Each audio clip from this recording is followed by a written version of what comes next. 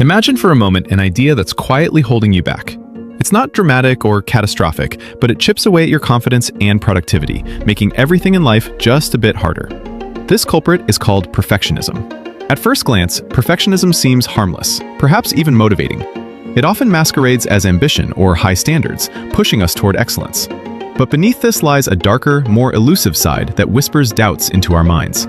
It tells us not to start until we're ready, not to share until it's flawless, because of the fear of judgment or failure.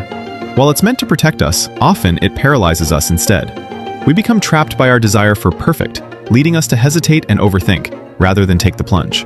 You see, perfectionism isn't just a label. It's a spectrum, a sliding scale on which everyone falls somewhere. Some are near the center, nudged towards inaction by a need for ideal execution. Others are at the extreme, frozen by the tiniest flaws. Over the past years, society has shifted markedly towards perfectionism, partly driven by social media's curation culture. We're inundated with polished portrayals of life.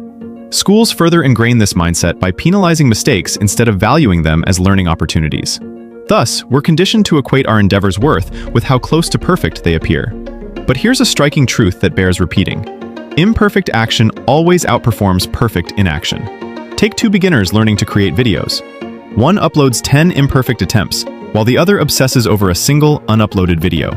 The former learns more, fast-tracking their progress through action and iteration. This story is more than just theoretical. A photography professor's experiment vividly illustrates this. He divided his class into two groups, the first on quantity, the second on a single photo's quality. By the semester's end, the standout photos emerged from the quantity group. Their learning came from practical experience, not theory alone. Our brains are designed to solve problems. When faced with uncertainty, we drown ourselves in analysis, mistaking it for progress. We focus on insignificant details, promising ourselves we're preparing diligently, when in reality, we're procrastinating. Ideas never make it beyond the drawing board because of this. Enter the 77% rule, a simple yet transformative concept. Rather than aiming for perfect, strive for 77%, a figure that signifies good enough to move forward. It gives yourself permission to make mistakes, to be imperfect. The goal isn't an arbitrary number, but the mindset it fosters. Striving for 77% unchains you from perfectionism, encouraging you to start and engage. Consider this. When you initiate a task, whether writing or learning, aim to do it swiftly and openly imperfect.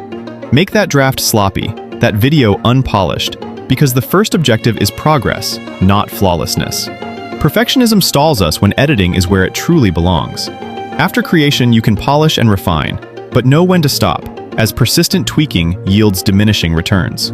If your work meets the 77% threshold, share it, move on. Distinguish when perfectionism triggers inefficiency. Ask, is it at least 77% good? If yes, it's time to release it. Over time, this approach reprograms your response to challenges, encouraging healthier perfectionism.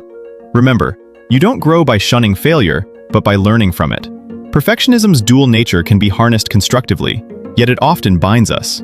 By nurturing imperfect action and learning to refine post-creation, we unlock authentic growth and creativity. You don't advance by avoidance. You advance by embracing and learning from the so-called mistakes. The next time you feel stalled, recall the 77% rule. Action, even imperfect, is always stronger than inaction. If you enjoyed this discussion, consider subscribing for more practical insights. More tips are just around the corner.